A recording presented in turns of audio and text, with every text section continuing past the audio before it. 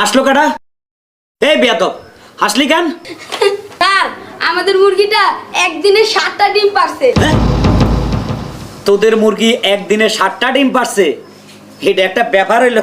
Sir আপনাকে আমি 7 দিনের সময় দিলাম, পারলে একটা ডিম পেরে দেখান তো। কি বলি? হারামজাদা, আমি ডিম পারবো? আমি টিচার, আমি ডিম পারি? এই তোরা যাস কি করুম? এদিকে আয়, এদিকে আয়।